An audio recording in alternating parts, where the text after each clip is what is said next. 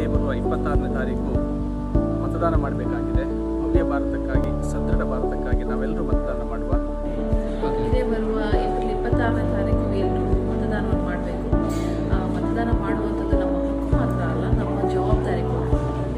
ಬಯಸುವಿರ ಉತ್ತಮ ನಾಯಕನನ್ನು ತಪ್ಪದೆ ಮಾಡಿ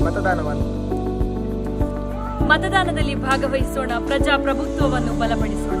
ಯೋಚಿಸಿ ಉತ್ತಮ ನಾಯಕರಿಗೆ ಮತ ಹಾಕಿ. ಮತದಾನ ನಮ್ಮ ಧರ್ಮವಲ್ಲ, ಅದು ನಮ್ಮ ಕರ್ತವ್ಯ. ಬಂದಿತೆಂದರೆ ಮತದಾನದ ದಿನ ಧಾವಿಸಬೇಕು ಮತಗಟ್ಟೆಗೆ ಜನ. ಯೋಚಿಸಿ ಮತವನ್ನು ಹಾಕಿರಿ. ನಿಮ್ಮ ಒಂದು ಮತವು ಮುಂದಿನ ದೊಡ್ಡ ಬದಲಾವಣೆಗೆ ನಾಂದಿಯಾಗಬಹುದು. ಭಾರತವನ್ನು ಅಭಿವೃದ್ಧಿ ಪಥದತ್ತ ಸಾಗಿಸುವ ಸೂಕ್ತ ನಾಯಕನನ್ನು ಆಯ್ಕೆ ಮಾಡುವ ಜವಾಬ್ದಾರಿ ನಮ್ಮದು. ಆದ್ದರಿಂದ ಎಲ್ಲರೂ ತಪ್ಪದೇ ಮತದಾನವನ್ನು ಮಾಡಿರಿ.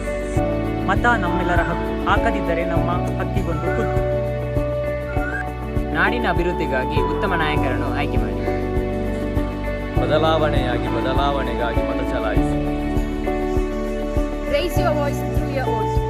Take the right decision to choose the right government. ಚುನಾವಣೆ ನಾವೇ ಹೊಣೆ. ಉತ್ತಮ ನಾಳೆಗಾಗಿ ಉತ್ತಮ ನಾಯಕರನ್ನು ಆಯ್ಕೆ ಮಾಡಿ. ನಮ್ಮ ಬೆರಳಂಚಿನಲ್ಲಿದೆ ನಮ್ಮ ದೇಶದ ಭವಿಷ್ಯ. ಮತದಾನ ನಮ್ಮ ಹಕ್ಕು, ಮತದಾನ ಮಾಡಲು ಮರೆಯದಿರಿ. ನಮ್ಮ ಒಂದು ಮತ ಭಾರತದ ಭವಿಷ್ಯಕ್ಕೆ ಹಿತ. ಒಂದು ಮತ ಮುಂದಿನ ಬದಲಾವಣೆಗೆ ದಾರಿಯಾಗಬಹುದು. ಪ್ರಜ್ಞಾವಂತ ನಾಗರಿಕರಾಗಿ ಮತ ಚಲಾಯಿಸಿ. ಸಮರ್ಥ ನಾಯಕನನ್ನು ಆಯ್ಕೆ ಮಾಡುವುದು ನಮ್ಮ ಹಕ್ಕು. ನಿಮ್ಮ ಮತ ನಿಮ್ಮ ಹಕ್ಕು.